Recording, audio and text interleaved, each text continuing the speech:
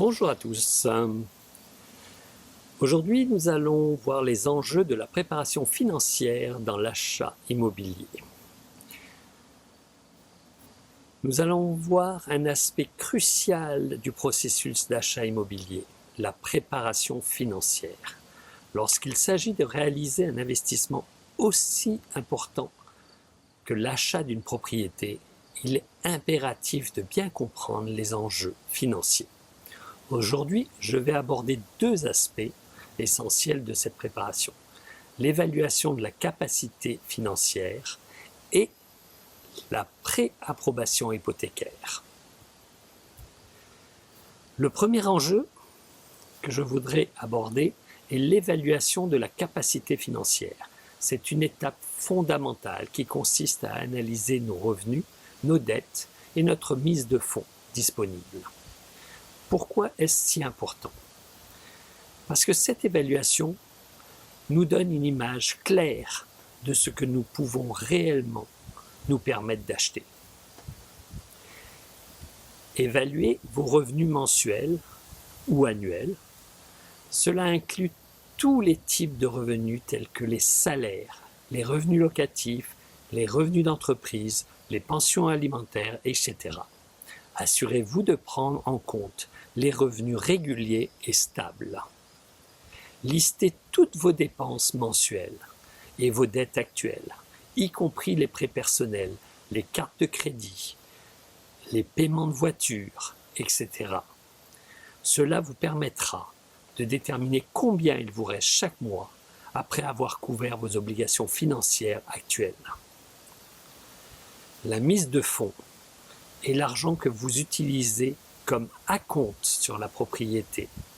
Elle peut provenir de vos économies, de dons familiaux ou d'autres sources. Au Québec, la mise de fonds minimale requise est généralement de 5% du prix d'achat pour une maison de moins de 500 000 $. Mais il est souvent recommandé d'en mettre davantage pour réduire le montant de l'hypothèque et éviter les frais d'assurance préhypothécaire SCHL. Il est facile de se laisser emporter par des rêves de maison idéale, mais sans une évaluation rigoureuse, on risque de s'engager dans un achat au-dessus de ses moyens. Cela peut entraîner des problèmes financiers à long terme, comme des difficultés à rembourser l'hypothèque ou même le risque de perdre la maison. En calculant votre ratio d'endettement par rapport à vos revenus bruts mensuels, nous pouvons déterminer un seuil de dépenses raisonnable pour votre situation. Le deuxième aspect crucial est la préapprobation hypothécaire ou la préqualification ou la préautorisation. Ce processus implique de consulter une institution financière ou un courtier hypothécaire pour obtenir une estimation officielle du montant que nous pouvons emprunter. C'est une étape stratégique car elle offre plusieurs avantages. Premièrement, elle nous fournit une limite claire et réaliste du montant que nous pouvons dépenser pour une maison. Cela aide à éviter les désillusions et à concentrer nos recherches sur des propriétés dans notre fourchette de prix. Deuxièmement, avoir une préapprobation en main renforce notre position lors des négociations avec les vendeurs. Cela démontre que nous sommes des acheteurs sérieux, prêts et capables de finaliser la transaction. Enfin, elle permet d'accélérer le processus de la transaction une fois que nous avons trouvé la propriété idéale, car une grande partie du travail administratif est déjà accomplie. Cependant, il est crucial de comprendre que la préapprobation n'est pas une garantie de prêt. Elle est basée sur les informations disponibles au moment de la demande. Si notre situation financière change, par exemple si nous contractons de nouvelles dettes ou si nos revenus diminuent, cela pourrait affecter notre capacité à obtenir le financement final.